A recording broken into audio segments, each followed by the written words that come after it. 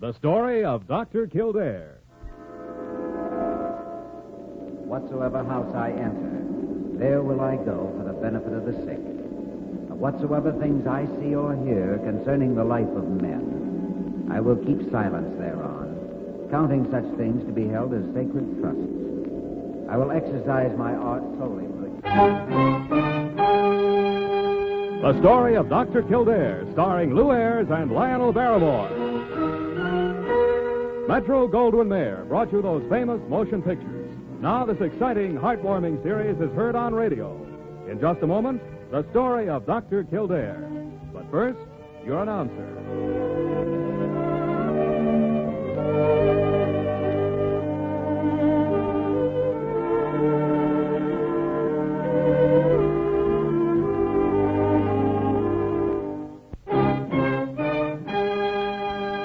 Now, the story of Dr. Kildare, starring Lou Ayres as Dr. Kildare and Lionel Barrymore as Dr. Gillespie.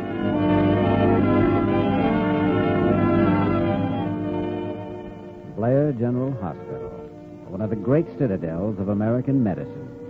A clump of gray-white buildings planted deep in the heart of New York.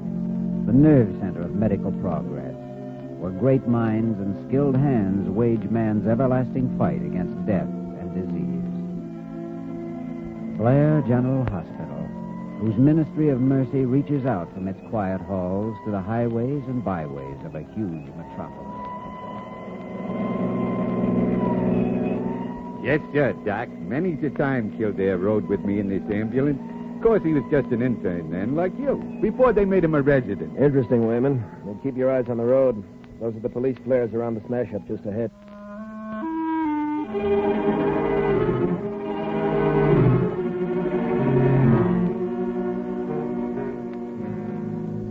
She was unconscious when Wayman and I got there, Dr. Kildare. I couldn't bring her to. Deep shock, Morton. She's had tetanus antitoxin, of course. Yes, sir. 100,000 units. The leg looked pretty bad, so we rushed her right in. Boy, I come in from Riverdale and nothing flat. You should have seen me, Doc. I've seen you, Wayman. Nurse, Yes, Doctor? blood plasma. Supplement with glucose intravenous. Yes, sir. Morton, how long had she been lying there on the road? At least a half an hour, I imagine. Not much traffic out there this late at night. Too bad. Might have made a lot of difference. Know who she is? No, sir. No identification on her. Driver's license? No driver's license. No nothing, Doc. She must have been doing 70 when she met up with that tree. Nurse, has Dr. Gillespie been called? Yes, Doctor. Will you check again to see that he's on his way? Yes, Doctor. If only we could locate her family. Got to have their consent. For what? To save her life? I guess it almost amounts to that, Morton. We have to protect the hospital. When we go into surgery, we've got to have consent from either the patient or next of kin. So there? You looking for me? Oh, yes, Dr. Gillespie. This girl should be operated on immediately. Good. What's wrong with her? Circulation completely destroyed. One lesion gangrenous already. Not a chance of saving her leg. Well, then what are you waiting for? I haven't got consent. Why not? Because the patient's in no condition to sign. We haven't been able to reach her parents. Looks like we're sort of stymied, Jimmy. Yes. No, we're not. That girl's going into surgery. You mean you'd amputate? Without consent? If it's the only way to save her life. Kildare, this girl is your patient. Thanks, Dr. Gillespie. Nurse, prepare the patient for surgery.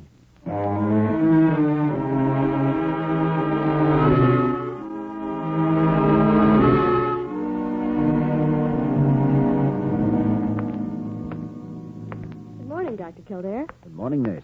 Oh, how's our patient? Miss Northrup, the amputee? Yes. Oh, no change, Doctor.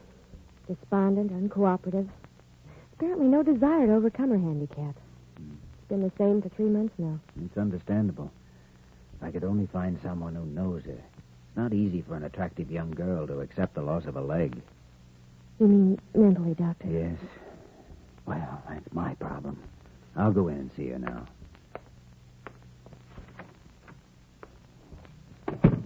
Good morning, Miss Northrup. Get out. Oh, I've had the same greeting for 3 months. Leave me alone, Dr. Kildare. I don't want to see you. Miss Northrup. Don't you understand? I hate you. I do understand. But please, won't you tell me the name of some person you know, some of your friends? I have no friends. And if I did have, I wouldn't want to see them. But You'll need them when you leave here. I'm not leaving here. You can't stay here forever, you know. When you're cured, you must leave to make room for some other patient. Please, tell me their names. No. And leave me alone. Why won't you try to walk? Come on, I'll help you. Don't touch me. You feel sorry for me. I can see it in your face. I don't feel pity for you or sympathy. All I want is to be able to close the book on your case and mark it successful. I won't be able to do that until you walk.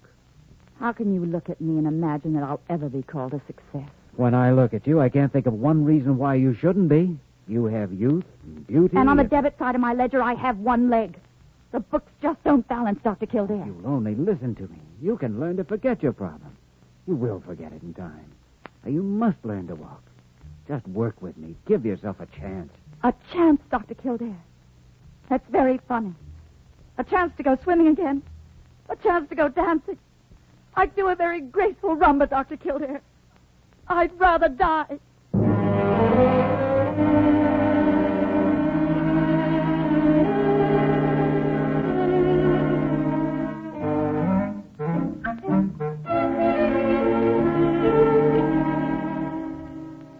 Nosy? Nosy, Parker? Nosy? Yes, Dr. Gillespie. Nosy. Why in thunder are you always poking around here when I don't want you? And as soon as I do need you, you're off in another country. Oh.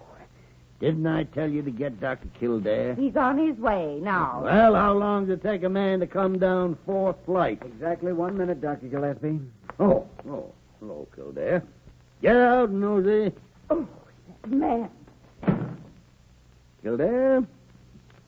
I hear you've been having trouble with that Northrup girl in 408 again. That's right. Who told you? Oh, I got my spies all over the place. Got your every move charted like a rising temperature. Don't I know? Well, Miss Northrup is difficult, all right. I've done everything to induce the proper mental outlook. Well, she certainly seems to be well enough physically and medically. I should have been leading a normal life by now. Every day she stays here makes it worse for her. She thinks she can hide from the world for the rest of her life. You've done everything you possibly can for her? Yes, and it doesn't work. If only there was some way I could make her have faith in me, believe in me, believe that what I'm doing is best for her. I think that perhaps it would be best for both of you if you got off the case. No. If Miss Northrup succeeds in disposing of me, I'll be only the first in a long succession of doctors. Well, that's a good analysis. It's not enough to save a patient's life if you also destroy the incentive to live. Amputating that girl's leg was a delicate operation that I had to perform. But getting her to accept the fact and find the ability to cope with it is an even more delicate operation. No, Doctor. Deserting that girl now would be like walking out in the middle of an operation, leaving the patient helpless on the table. I like to hear you talk like that. If only I knew how to get to her, win her over to my way of thinking. Must be a way. There must. You'll find it, Jimmy. You'll find it. I believe in you. Dr. Kildare, calling Dr. Kildare. Report to the 4th floor immediately. Room 408. Room 408. See you later, Dr. Gillespie.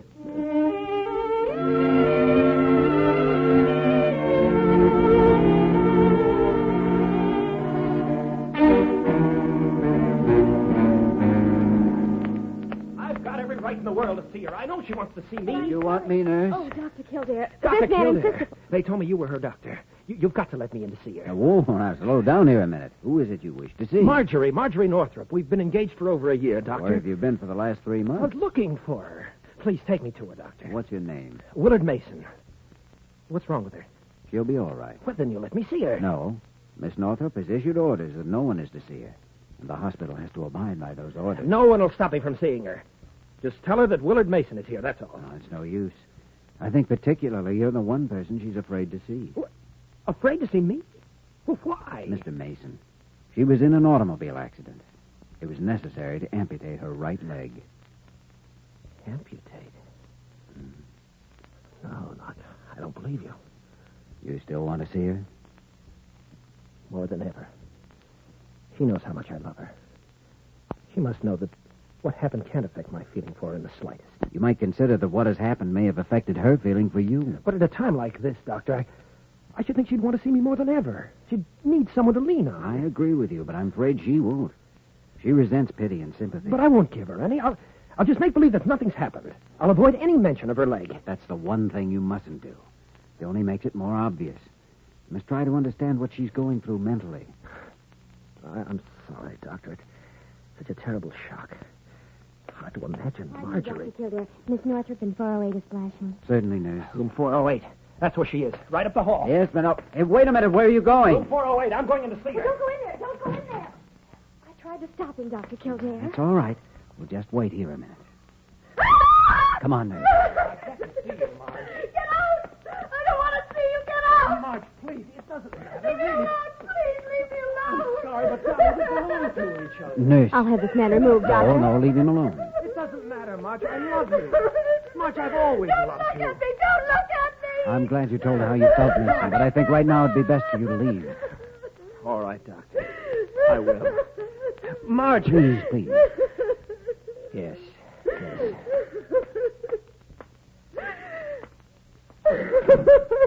Miss Northrup. Miss Northrup, surely you know now that what happened to you doesn't matter to him or anyone else. He still loves you, and if you love him, that's all that matters. Oh, please, try to understand. He saw me. He saw me. Yes, he saw you, and you've lived through it. When you lose the fear that you now have of facing people, you'll have won your fight. Don't you see? I see. I see everything. You planned his coming here to humiliate me. I hate you, Dr. Kildare. I hate you.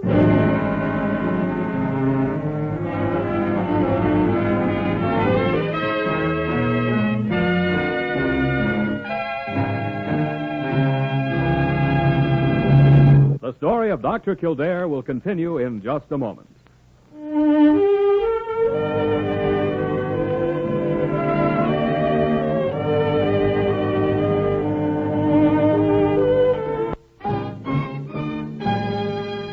Now we continue with the story of Dr. Kildare, starring Lou Ayres as Dr. Kildare and Lionel Barrymore as Dr. Gillespie.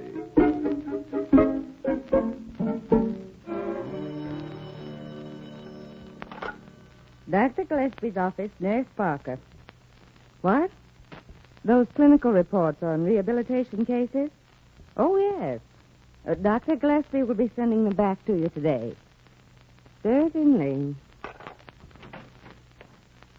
Good afternoon, Parker. Dr. Gillespie in? Oh, yes, Dr. Kildare. And is he anxious to see you? Really? Trouble, Parker? Trouble. Dr. Carew just left the office black as a thundercloud. That's not an unusual occurrence in this office. Dr. Carew was yelling that Gillespie had better let you off that Northrup case immediately. Oh, I see. Thanks for the tip, Parker. Parker, what's all the whispering for? Oh, there. Well, come in. Sit down.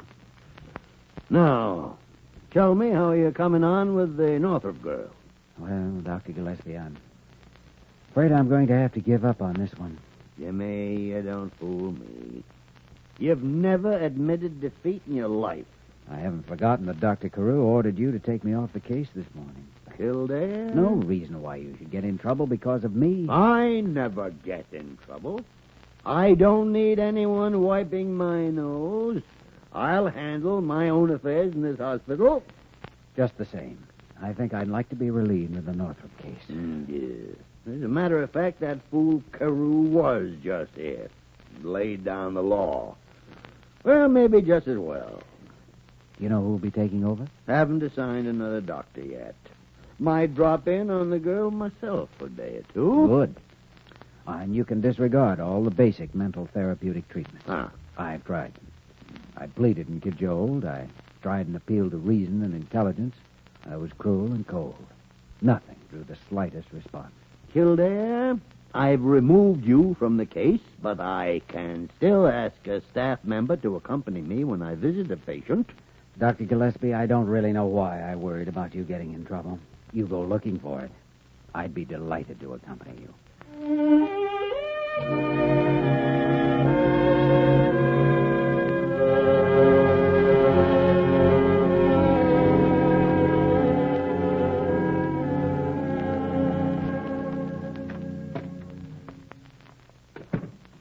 Well, how are you today, Miss Northrup? Hello, Dr. Gillespie. What is Dr. Kildare doing here? I thought he was relieved of my case. Well, now, Kildare is showing me round until another doctor is assigned to you. It's just procedure. I have to learn all the facts. Let's say Kildare is a guest. Not my guest. Dr. Kildare saved my life when he amputated my leg. I preferred to die. So I'm not grateful to him for what remains of me. Miss Northrup, since I'm no longer your doctor, may I just say one word as a friend? As a friend. Yes. You seem to feel you have no value in society, but believe me, you have a place. A worthwhile place, and it's waiting for you whenever you make up your mind that you're ready. The sooner, the better. Dr. Gillespie, make him get out. I don't have to listen to him now, do I? Certainly not. Well, you heard the young lady. What? Kildare, I'm beginning to get the impression that you were derelict in your duty. There's no reason for Miss Northrup to be in such an emotional state. Perhaps I was the wrong doctor for her. You certainly were. You certainly were. I tried my best. Your best wasn't good enough. Not good enough, Kildare. Not good enough. Do you understand? Yes, I quite understand. Miss Northrup, I promise you won't have to see Dr. Kildare again. Is that better? Much better. You know, there's no reason for you to remain in your bed. As your doctor, I recommend that you get around a little. No. I don't want even you to see me in my condition. Oh, I don't want you to go outside this room. I just want you to be comfortable here. Warm? Why not sit over near the window? I won't leave my bed. You mean you don't have the courage? You wouldn't even do it if you were alone. You said I didn't have to listen to him, Dr. Gillespie. That's right. Kildare, you'll report to my office when we finish here. All right, Doctor. And don't you ever dare to accuse Miss Northrup of not having courage. If and when she wants to go to the window, I am sure she'll do so. Yes. Yes. I think I'd like to go there now. Good girl. Good girl. There. Now we'll just push you over here where you can get a little fresh air. There. Now, how does the outside world look to you? Going on as usual, just as you remember it? Yes. Everything just as I... It's horrible. Horrible. Take me back to my bed. What's the matter? Those girls playing tennis. I can't stand it. Well, Kildare, isn't that blonde girl down there Evelyn Williams? Evelyn Williams? Yes. Don't you remember? Evelyn Williams. Yes. Yes, I do remember. Kildare, where are you going? I think I may have found an answer to that problem, Dr. Gillespie. I'm going to see Evelyn Williams. Yes. You may have found an answer, Kildare.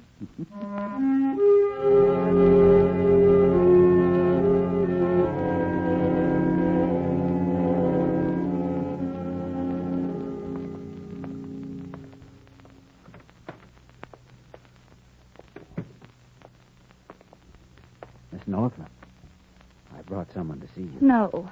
I've told you I don't want to see anyone. You're no longer my doctor. Why do you keep coming back to torment me? This is only a social visit from someone who has a lot in common with you. Really?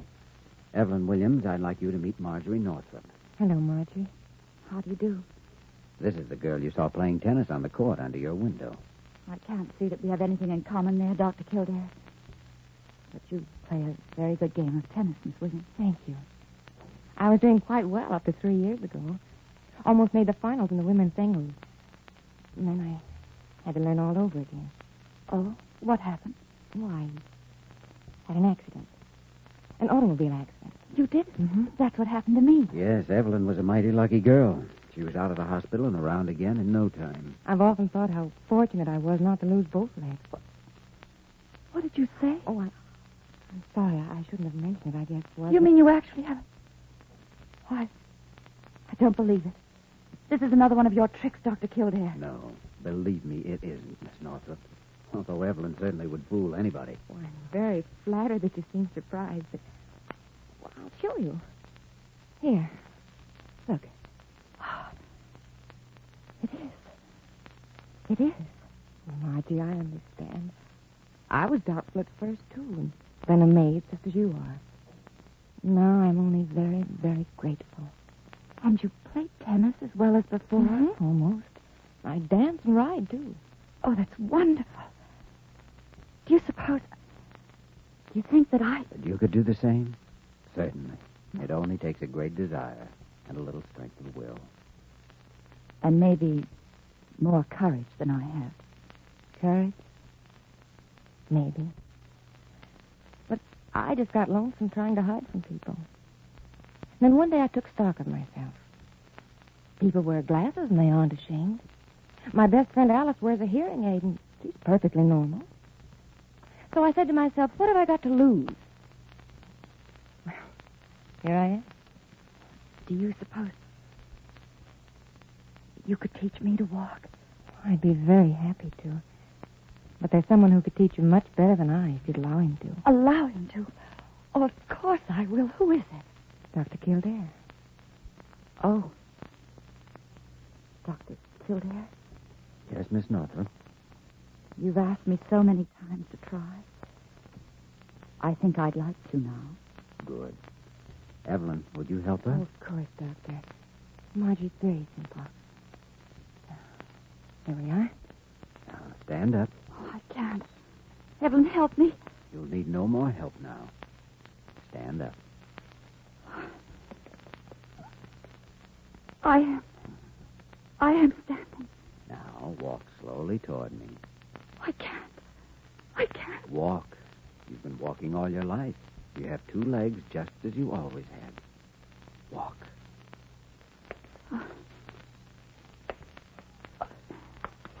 Oh, Here. I can't. I knew I couldn't. Now, you did fine for the first time. Oh, I'll never make it, never. I wasn't meant to walk again.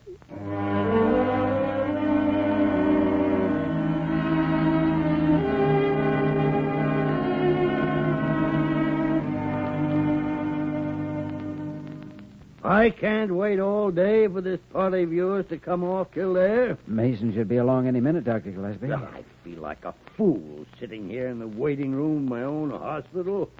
They'll be sending me out on an ambulance call if I don't look out. Here he comes now. Dr. Kildare, I rushed right over as soon as I got your message. Is there something wrong with Marjorie? Not a thing in the world, Mr. Mason.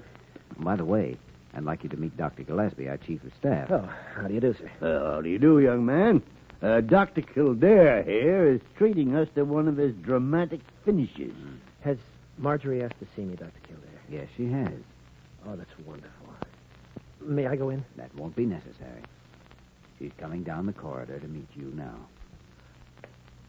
Marjorie. Look, she's walking. Alone. Will. Oh, Will. Marjorie. Oh, darling, I'm so happy. Kildare, Yes, Doctor. don't stand there gaping like an idiot. Come on, we've got work to do. Of course, Dr. Gillespie, of course.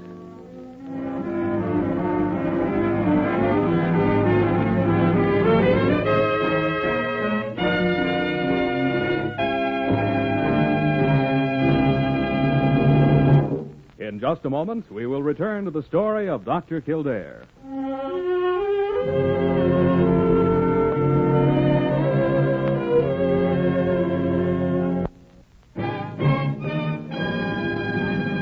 Now, once again, the story of Dr. Kildare, starring Lou Ayres as Dr. Kildare and Lionel Barrymore as Dr. Gillespie. Dr. Kildare, calling Dr. Kildare, report to the 5th floor. Well, what are you waiting for, Kildare? I thought I'd like to show you a little present I just received from Miss Northrup. She sent you a present? Girl must be ill again. Read the inscription. To Dr. Kildare, with gratitude. Marjorie Northrup. Very impressive. She made one mistake. Mistake? Yes, it should have read, to Dr. Gillespie with gratitude. What in the world would she be grateful to me for? You cured her. Ah, you're talking nonsense, Kildare. You planted Evelyn Williams in that tennis court, and you made sure Miss Northrup saw her. Now, see here, Kildare. That's a pack of lies. Who told you a thing like that? See you later, Dr. Gillespie. Nosy Parker, that's who it was. Oh, wait till I get my hands on that woman. Nosy! Nosy! Where are you?